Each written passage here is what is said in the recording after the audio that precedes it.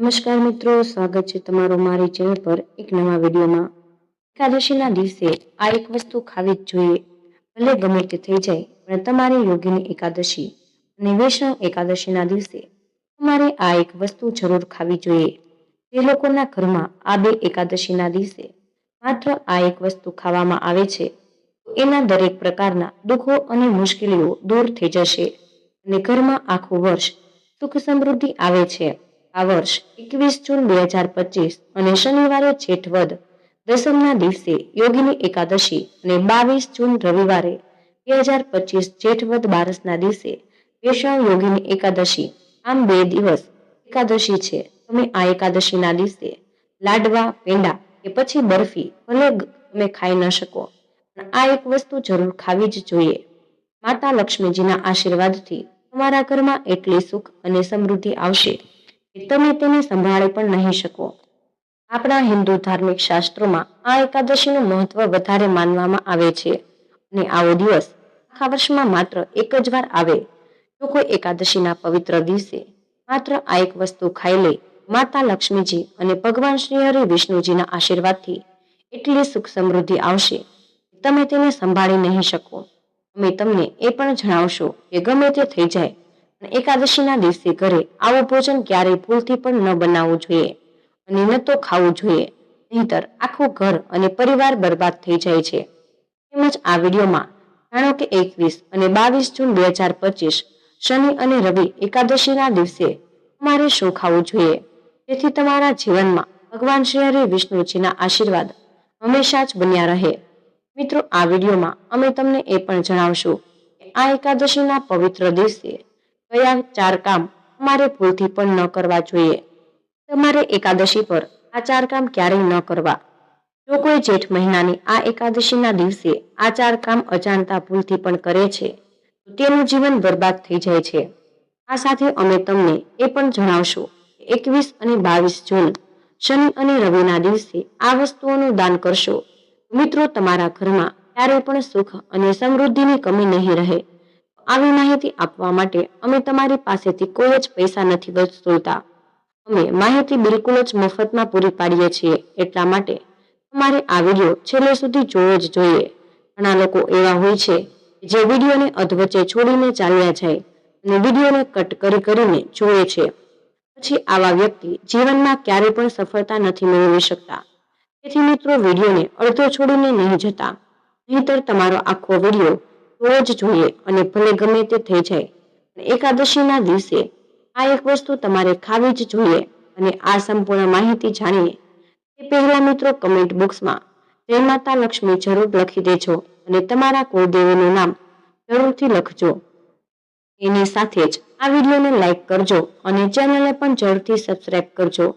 મિત્રો, આ જેઠ મહિનાની વદ પક્ષની એકાદશી આવા શુભ સમયમાં આવી રહી છે અને હિન્દુ ધર્મના લોકો માટે આ એકાદશી શ્રેષ્ઠ માનવામાં આવે છે અને આ દિવસે કરવામાં આવેલા કોઈ પણ ઉપાય ક્યારેય વ્યર્થ નથી જતા, એટલે તે હંમેશા લાભ પ્રદાન કરે છે। અને જેઠ મહિનાની વદ પક્ષની એકાદશી વર્ષમાં ફક્ત એક જ વાર આવે છે, તેથી જ તમારે આ એકાદશી પર માતા લક્ષ્મી અને ભગવાન વિષ્ણુની પૂજા કરવી જોઈએ। અને એક એવો ખાસ ઉપાય છે કે જે તમે વિડીયોમાં છેલ્લે જણાવેલો છે, એટલા માટે વિડીયો અંત સુધી જોતા રહેજો। ચાલો હવે જાણીએ કે જેઠ મહિનાની એકાદશી વિશે થોડી માહિતી મેળવી લઈએ। આ વખતે 2025માં યોગની એકાદશી વિશે લોકોના મનમાં મૂંઝવણ છે। પૂજા કેવી રીતે કરવામાં આવશે અને શુભ મુહૂર્ત કયા સમયે છે, આ દિવસે શું ખાવું અને શું ન ખાવું જોઈએ, આ વિડીયોમાં અમે તમારી બધી જ મૂંઝવણ દૂર કરીશું। સંપૂર્ણ માહિતી માટે તમારે ફક્ત આ વિડીયો સંપૂર્ણ જોવો પડશે। આજે આપણે આ વિડીયોમાં આ બધા જ પ્રશ્નોના જવાબો જાણીશું। તો ચાલો સૌ પ્રથમ તમને જણાવીએ કે જેઠ મહિનાની વદ પક્ષની એકાદશીનો સાચો સમય શું છે। તમને વારાફરતી બધી જ માહિતી જણાવશું। એ પણ જાણશું કે જેઠ મહિનાની એકાદશીના દિવસે કઈ વસ્તુ ખાવી જોઈએ અને તમને એ પણ જણાવશું કે એક એવી વસ્તુ છે જે ભૂલથી પણ ન ખાવી, તો તમે ભૂલથી પણ આ વસ્તુ ખાઈ લ્યો છો, મિત્રો તમારા ઘરમાં દરિદ્રતા આવી શકે અને ભૂલથી પણ આવું કામ ન કરતા, નહીંતર કોઈ સમસ્યા આવે તે પહેલા તમારે આખો વિડીયો જોઈ લેવો જોઈએ। એક ખૂબ જ ખાસ અને માહિતીપ્રદ વિડીયો છે, વિડીયોમાં આગળ વધીએ તે પહેલા કમેન્ટ બોક્સમાં જય માતાજી અને તમારા કુળદેવીનું નામ જરૂરથી લખી દેજો. સાથે જ મિત્રો વિડીયોને લાઈક કરજો અને ચેનલને પણ જરૂરથી સબસ્ક્રાઇબ કરજો. તો ચાલો હવે જાણીએ કે જેઠ મહિનાની વદ પક્ષની એકાદશીના દિવસે કઈ વસ્તુનું સેવન તમારે ભૂલથી પણ ન કરવું. એકાદશીનો દિવસ ખૂબ જ પવિત્ર માનવામાં આવે છે. આ દિવસે કેટલીક વસ્તુ ખાવાનું ટાળવું જોઈએ જેથી તમારે સંપૂર્ણપણે શુદ્ધ રહો. ચાલો જાણીએ કે એકાદશીના દિવસે કઈ વસ્તુ ન ખાવી. સૌથી પહેલું છે માંસાહારી ખોરાકનું સેવન. એકાદશી જેવા પવિત્ર દિવસે માંસાહારી ખોરાક ખાવાનું સંપૂર્ણ મનાય છે. આ દિવસે માંસાહારી ખોરાક ઈંડા, માછલી, ચિકન કે કોઈ પણ પ્રકારનું માંસ ન ખાવો. શારીરિક શાંતિ અને માનસિક શાંતિ અને આધ્યાત્મિક પ્રગતિ માટે હાનિકારક માનવામાં આવે છે. માંસાહારી ખોરાક ખાવાથી તામસિક ગુણોમાં વધારો થાય છે જે આપણી માનસિક શાંતિ અને અસંતુલનને ખલેલ પહોંચાડી શકે. એકાદશીના દિવસે ભગવાન શ્રી હરિ વિષ્ણુ અને માતા લક્ષ્મી વિધિ વિધાનથી પૂજા કરવામાં આવે છે. એટલા માટે આ દિવસે ફક્ત સાત્વિક ખોરાક જ ખાવો જોઈએ જે શુદ્ધતા અને ભક્તિનું પ્રતીક છે. એટલા માટે આ દિવસે ફક્ત શાકાહારી અને સાત્વિક ખોરાક જ ખાવો. બીજી વસ્તુ છે કે ખાટા ખોરાકથી દૂર રહેવું જોઈએ. એકાદશીના પવિત્ર દિવસે ખાટા ખોરાકનું સેવન કરવું પણ યોગ્ય માનવામાં નથી આવતું. કેરી, આંબલી, દહીં જેવા ખાટા ફળો અને લીંબુ વગેરે જેવા ખાટા ફળો ખાવાનું તમારે ટાળવું જોઈએ. ખાટા ખોરાકથી તામસિક ગુણો વધે છે જે માનસિક સ્થિતિ પર નકારાત્મક અસર કરી શકે છે અને વિક્ષેપ પેદા કરી શકે. ખાટા ખોરાક શરીરમાં નકારાત્મક ઉર્જાનો સંચય કરે છે જે પૂજા અને ઉપાસના હેતુથી નષ્ટ કરી શકે. તેથી આ દિવસે ખાટા ખોરાકથી તમારે દૂર રહેવું જોઈએ. ત્રીજી વસ્તુ છે નશીલા પદાર્થો. એકાદશીના દિવસે કોઈ પણ પ્રકારના નશીલા પદાર્થનું સેવન સંપૂર્ણપણે પ્રતિબંધિત માનવામાં આવે છે. જેમ કે દારૂ, તમાકુ, ગુટખા વગેરેનું સેવન માનસિક અને શારીરિક સ્વાસ્થ્ય માટે હાનિકારક છે. આ પદાર્થો શરીરને અશુદ્ધ કરે છે અને સાથે પૂજાના પવિત્ર હેતુને પણ પ્રભાવિત કરી શકે.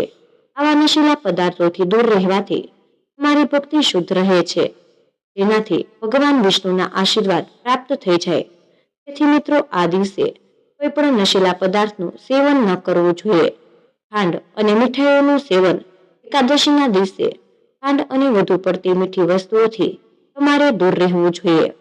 વધુ પડતું મીઠું કે ખાંડયુક્ત ભોજન રાજસ અને તામસિક ગુણોમાં વધારો કરી શકે છે જે ઉપવાસના હેતુને પ્રાપ્ત કરવામાં અવરોધો પેદા કરી શકે છે. જો કે કેળા, સફરજન, નાળિયેર, બદામ, કાજુ, ખારેક, મગફળી, લીંબુ પાણી, પપૈયા, દ્રાક્ષ વગેરે જેવા હળવા મીઠા ફળોનું સેવન કરી શકાય. મીઠા ફળો આહારને સંતુલિત કરે છે અને ભક્તિમાં કોઈ અવરોધ ઉત્પન્ન નથી કરતા. ડુંગળી અને લસણનું સેવન એકાદશી જેવા પવિત્ર દિવસે ન કરવું જોઈએ. ડુંગળી અને લસણ તામસિક ગુણોથી ભરપૂર હોય છે અને વ્યક્તિના માનસિક સંતુલનને અસર કરી શકે. ડુંગળી અને લસણ ખાવાથી વ્યક્તિના આહારમાં અસંતુલન થાય છે અને ભક્તિમાં અવરોધ ઉત્પન્ન થઈ શકે. એટલા માટે જ આ દિવસે આ બંનેનું સેવન ન કરવું જેથી તમારી ભક્તિ શુદ્ધ રહે અને તમારી માનસિક સ્થિતિ સંતુલિત રહે છે. વિડીયોમાં આગળ વધતા પહેલા જો હજુ સુધી તમે કમેન્ટ બોક્સમાં જય મા લક્ષ્મી અને જય શ્રી વિષ્ણુ ભગવાન ન લખ્યું હોય તો જરૂરથી લખી દેજો અને ચેનલને પણ જરૂરથી સબસ્ક્રાઇબ કરજો. અને સાથે જ કમેન્ટ બોક્સમાં એ જણાવી દેજો કે રાશિ તમને જણાવજો, કારણ કે અમે રાશિ ચક્ર સાથે સંબંધિત ભાગ્ય પણ જણાવીએ છીએ અને કુંડળીમાં ચાલી રહેલી સમસ્યાને દૂર કરવાનો સૌથી સરળ ઉપાય પણ જણાવીએ છીએ. કૃપા કરીને કમેન્ટ બોક્સમાં તમારી રાશિ જરૂરથી લખી દેજો. તો ચાલો જાણીએ કે જેઠ મહિનાની વદ પક્ષની યોગીની એકાદશીના દિવસે કયા કામ ભૂલથી પણ ન કરવા જોઈએ. સાથે જ આ દિવસે ખાસ ધ્યાન અને ભક્તિ સાથે ઉજવવામાં આવે છે. તેથી કેટલીક બાબતોનું ધ્યાન રાખવું ખૂબ જ મહત્વપૂર્ણ છે. એકાદશીના દિવસે વાળ અને નખ કાપવાનું પણ ટાળવું જોઈએ. આ દિવસે પવિત્રતા અને ભક્તિનો છે. આ દિવસ શરીરના કોઈ પણ ભાગને કાપવાથી પવિત્રતા તૂટી શકે છે. એકાદશીના દિવસે તુલસીના છોડની પૂજા કરવાનું વિશેષ મહત્વ છે. તુલસીના પાન ભૂલથી પણ ન તોડવા. ભગવાન શ્રી હરિ વિષ્ણુને તુલસીના પાન ચડાવવા માંગતા હોય તો એક દિવસ પહેલા તુલસીના પાન તોડીને ભગવાન વિષ્ણુને અર્પણ કરી શકાય. એકાદશીના દિવસે ચોખા, દાળ, અનાજ ખાવાનું સંપૂર્ણપણે પ્રતિબંધિત માનવામાં આવે છે. ધાર્મિક માન્યતા અનુસાર ચોખા ભગવાન વિષ્ણુના રોમમાંથી ઉદ્ભવ્ય હોવાનું માનવામાં આવે છે. તેથી જ આ દિવસે ભાત ન ખાવા. એકાદશીના દિવસે સવારે મોડે સુધી સૂવાનું ટાળવું જોઈએ. જૂઠું ન બોલવું જોઈએ. કોઈ બીજાની નિંદા ન કરવી. પહેલા કપડાં પહેરીને પૂજા પણ ન કરવી. ક્રોધ, લોભ, લાલચ વગેરેથી તમારે દૂર રહેવું જોઈએ. આ દિવસનું મહત્વ શારીરિક અને માનસિક રીતે સજાગ રહેવાનું છે. તેથી જ આ દિવસ વહેલા ઉઠીને ભગવાન વિષ્ણુની પૂજા અને ભગવાનનું ધ્યાન કરવું જોઈએ અને તમારી ભક્તિને મજબૂત બનાવવી મહત્વપૂર્ણ છે. ધાર્મિક માન્યતાઓ અનુસાર એકાદશીના દિવસે કોઈની સાથે લડાઈ કે ઝઘડા ન કરવા જોઈએ. તેથી જ આ દિવસે શાંતિ અને સુમેળનો છે અને તેને શાંતિપૂર્ણ રીતે ઉજવવો ખૂબ જ મહત્વપૂર્ણ છે. ચાલો જાણીએ કે જેઠ મહિનાની વદ પક્ષની એકાદશીના દિવસે કઈ વસ્તુ ખાવી જોઈએ. મિત્રો, આ દિવસે વ્યક્તિએ પાણી, સિંગોડાનો લોટ, બટાકા, શક્કરિયા, સાબુદાણા, નાળિયેર, દૂધ, પરોઠા, શીરો, સિંધવ મીઠું, ખીર, મરચું, જીરું, ઓછી માત્રામાં ફળો અને ગોળનું સેવન કરવું જોઈએ. આ વસ્તુઓ ઉપવાસ દરમિયાન કોઈ અવરોધો ઉત્પન્ન નથી કરતા અને તે સાત્વિક છે. માંસાહારી ખોરાક સંપૂર્ણપણે ટાળવો જોઈએ કારણ કે તે ઉપવાસના હેતુ સાથે મેળ નથી ખાતો. આ ફળો વિટામિન્સ અને પોષક તત્વોથી ભરપૂર હોય અને શરીરને તાજગી પ્રદાન કરે છે. આ ઉપરાંત વધુ ઉર્જાની જરૂર લાગે તો સાબુદાણા ખીચડી, સાબુદાણા વડા અથવા તો સાબુદાણા ટિક્કી પણ ખાઈ શકો. સાબુદાણા પચવામાં હલકા હોય, શરીરને જરૂરી ઉર્જા પૂરી પાડે, જે ઉપવાસ દરમિયાન મદદરૂપ થાય છે. સાથે જ રાજગરાનો લોટ સારા વિકલ્પ છે. આ દિવસે ફક્ત શુદ્ધ સાત્વિક ખોરાક જ બનાવવો જોઈએ. ડુંગળી અને લસણથી દૂર રહેવું જોઈએ. તામસિક ગુણોથી ભરપૂર છે જે ઉપવાસના હેતુને અસર કરે છે. આ બધી જ બાબતોને ધ્યાનમાં રાખવી જોઈએ. આનાથી ભગવાન વિષ્ણુ અને માતા લક્ષ્મીજીના આશીર્વાદ મળશે અને જીવનમાં સુખ, શાંતિ અને સમૃદ્ધિ આવશે. હિન્દુ ધર્મમાં આ એકાદશીનું વિશેષ મહત્વ છે. આ વખતે જેઠ મહિનાની વદ પક્ષની એકાદશી 21 અને 22 જૂન શનિ રવિના દિવસે છે. ચાલો હવે જાણીએ કે એકાદશીનું મહત્વ, શુભ મુહૂર્ત અને પૂજા પદ્ધતિ વિશે. જેઠ મહિનાની વદ પક્ષની યોગિની એકાદશીની તિથિ 21 જૂન સવારે 7:18 વાગ્યે શરૂ થશે અને તારીખ 22 જૂન સાંજે 4:27 સમાપ્ત થઈ જશે. ઉદયતિથિના આધારે એકાદશીની તિથિ 21 અને 22 જૂન એમ શનિ અને રવિ 2 દિવસ છે. પારણા ખોલવાનો સમય 22 જૂન બપોરે 1:47 થી સાંજના 4:35 સુધીનો છે. તો હવે જાણીએ કે પૂજા પદ્ધતિ વિશે. એકાદશીનો ઉપવાસ ખૂબ જ પવિત્ર અને લાભદાયી માનવામાં આવે છે. આ દિવસે ભગવાન વિષ્ણુ અથવા શ્રી કૃષ્ણની વિશેષ પૂજા કરવામાં આવે છે. તો ચાલો આ વ્રતની સંપૂર્ણ પૂજા પદ્ધતિ એના વિશે જાણી લઈએ. તમે તેને ભક્તિ અને શ્રદ્ધાથી પૂર્ણ કરી શકો. તો જાણીએ તે પહેલા કમેન્ટ બોક્સમાં ઓમ નમો ભગવતે વાસુદેવાય નમઃ જરૂરથી લખી દેજો. એકાદશીના દિવસે સૌપ્રથમ બ્રહ્મ મુહૂર્તમાં વહેલા ઉઠીને સ્નાન કરવું જોઈએ અને બ્રહ્મ મુહૂર્તનો સમય તાજગી અને ઉર્જા મેળવવાનો શ્રેષ્ઠ સમય છે. આ પછી સ્વચ્છ કપડાં અને માનસિક શાંતિ અને શારીરિક રીતે પોતાને શુદ્ધ કરો અને સ્વચ્છતાનું ખાસ ધ્યાન રાખીને ઘર કે મંદિરને સાફ કરી દો. હવે પૂજા સ્થળ તૈયાર કરો અને લાકડાની ચોકી લો અને તેના પર પીળું કપડું પાથરી દો. પીળો રંગ ખાસ કરીને ભગવાન વિષ્ણુને ખૂબ જ અતિ પ્રિય છે. આ પછી તેના પર ભગવાન વિષ્ણુ અથવા તો ભગવાન શ્રી કૃષ્ણની મૂર્તિ એને સ્થાપિત કરી દો. હવે ભગવાનને પંચામૃતથી અભિષેક કરો અને પંચામૃતના દૂધ, દહીં, ઘી, મધ અને ખાંડ ભેળવીને ભગવાનની મૂર્તિને અર્પણ કરો. આમ કરવાથી આપણને ભગવાનના આશીર્વાદ મળે છે. આ પછી ભગવાનને પીળા ચંદન, અક્ષત, પીળા ફૂલ અર્પણ કરો અને પૂજા દરમિયાન આ બધું ભગવાન વિષ્ણુ અથવા શ્રી કૃષ્ણને સમર્પિત કરવાથી તમારી શ્રદ્ધા અને ભક્તિ પ્રગટ થાય છે. પૂજા દરમિયાન એકાદશીની વ્રત કથાનો પાઠ આ ખૂબ જ મહત્વપૂર્ણ છે. આ ઉપરાંત વિષ્ણુ ચાલીસાનો પાઠ પણ કરવો જોઈએ. વિષ્ણુ ચાલીસા વાંચવાથી ભગવાન વિષ્ણુના વિશેષ આશીર્વાદ મળે છે અને જીવનની બધી જ મુશ્કેલી દૂર થઈ જાય. હવે પૂજા પછી ભગવાનની આરતી કરવી જોઈએ અને તમને પ્રસાદ અર્પણ કરવો જોઈએ. પ્રસાદ ચડાવતી વખતે તમારી ઈચ્છાઓનું પરિપૂર્ણતા માટે હૃદયપૂર્વક ભગવાનને પ્રાર્થના કરો અને ભગવાનની આરતી કરવાથી ઘરમાં સુખ શાંતિ રહે છે. હવે બીજા દિવસે સવારે ઉપવાસ તોડી નાખવો અને મિત્રો આ દિવસે ઉપવાસ અને ભગવાનની પૂજા કરવાથી વ્યક્તિને આધ્યાત્મિક શાંતિ મળે છે અને ઉપવાસ પછી જરૂરિયાતમંદોને દાન આપવું જોઈએ. આ દિવસે તલ, કપડાં વગેરેનું દાન ખાસ કરીને શુભ માનવામાં આવે છે. આ દાન દ્વારા ભગવાનના આશીર્વાદ પ્રાપ્ત થાય છે અને પાપોથી મુક્તિ મળે. જો હજુ સુધી તમને કમેન્ટ બોક્સમાં ઓમ નમો ભગવતે વાસુદેવાય નમઃ નથી લખ્યું, મિત્રો જરૂરથી લખી દેજો. ચાલો હવે જાણીએ કે આ પવિત્ર એકાદશીના દિવસે ગાયને કઈ વસ્તુ ખવડાવવી જોઈએ જેથી આપણા જીવનની તમામ સમસ્યા દૂર થઈ જાય અને ઘરમાં ગાય રાખવાથી વાસ્તુ દોષો આપમેળે જ દૂર થઈ જાય અને ઘરમાં સકારાત્મક ઉર્જાનો વાસ થાય. જો તમારા ઘરે ગાય હોય દરરોજ તાજી રોટલી બનાવીને ગાય માતાને ખવડાવી ખૂબ જ શુભ માનવામાં આવે છે. ધ્યાનમાં રાખો કે ગાયને ક્યારેય વાસી રોટલી ન ખવડાવવી, કારણ કે તેનાથી ઘરમાં નકારાત્મક ઉર્જાનો સંચાર થઈ શકે છે. વાસી રોટલી ખવડાવવાથી તમારી મહેનત હંમેશા જ નિષ્ફળ જઈ શકે અને દુઃખના દેવતા તમારા ઘરમાં નિવાસ કરી શકે છે. તેથી જ દરરોજ તાજી રોટલી બનાવીને ગાયને ખવડાવવાનો પ્રયાસ કરવો જોઈએ. જો કોઈ કારણોસર રોટલી બચી જાય તો તેને બીજા દિવસે ન આપો, કારણ કે તે વાસી માનવામાં આવે છે. ગાયને હંમેશા તાજો અને સ્વચ્છ ખોરાક જ ખવડાવવો જોઈએ. આ સિવાય જો ઘરમાં કોઈ ફળ, શાકભાજી સડી જાય તો તેને ગાયને તમારે આપવાનું ટાળવું જોઈએ, કારણ કે ગાયમાં 33 કોટી દેવી દેવતાઓનો નિવાસ કરે છે અને ગાયે જ્યારે તમે વાસી ખોરાક ખવડાવો તો તેનાથી આ દેવી દેવતાઓ ક્રોધિત થઈ શકે અને ઘરમાં સુખ સમૃદ્ધિ નથી આવતી.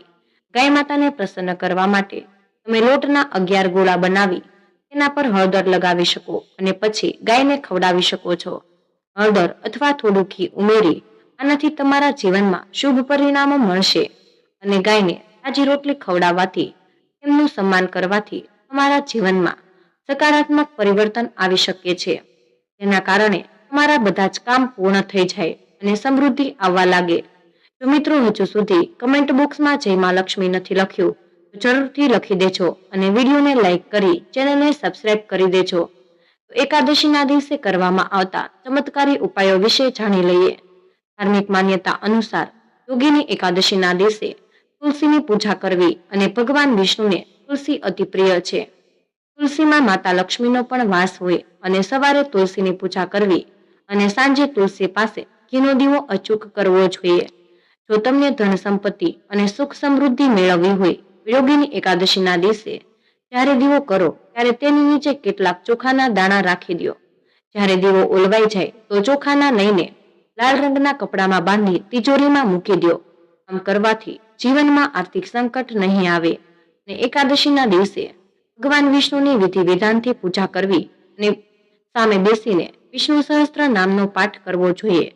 યોગીની એકાદશીના દિવસે શ્રીહરિ વિષ્ણુનો પંચામૃતથી અભિષેક કરવો અને તમારા કાર્યસ્થળમાં આવતી મુશ્કેલીઓ દૂર થઈ જાય છે અને તમારી કુશળતા દર્શાવવાની નવી તકો પણ મળશે. જો તમારા વિવાહિત જીવનમાં મતભેદની સ્થિતિ છે અને પરેશાનીઓના દિવસે થતી રહે છે, યોગીની એકાદશીના દિવસે મા તુલસીની પૂજા કરવી અને આ દિવસે લક્ષ્મી માતા અને તુલસી માતાને શણગારની વસ્તુઓ અર્પણ કરવી.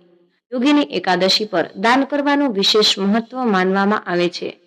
તેથી જ તમારા જીવનમાંથી બધી જ મુશ્કેલીઓ દૂર કરવા માટે યોગીની એકાદશીના દિવસે કોઈ ગરીબ અથવા તો જરૂરિયાતમંદ વ્યક્તિને ભોજન કરાવો અને યોગીની એકાદશી પર શ્રીમદ ભગવત કથાનો પાઠ કરવો જોઈએ. એ પુણ્યકાર માનવામાં આવે છે. યોગીની એકાદશીના દિવસે પીપળના ઝાડ નીચે ઘીનો દીવો પ્રગટાવી પરિક્રમા કરવાથી ભગવાન વિષ્ણુની સાથે માતા લક્ષ્મીની કૃપા અને આશીર્વાદ પણ પ્રાપ્ત થઈ જાય છે. આમ કરવાથી ઘરની તમામ ગરીબી દૂર થઈ શકે.